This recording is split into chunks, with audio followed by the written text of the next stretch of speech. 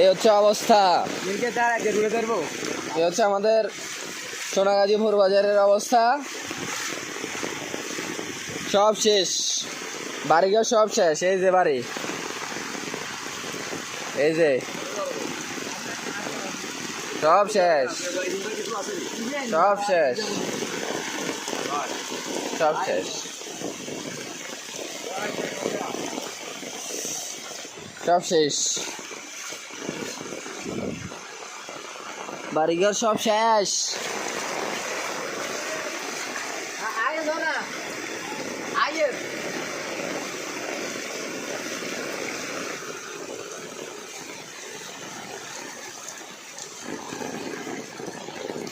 এই যে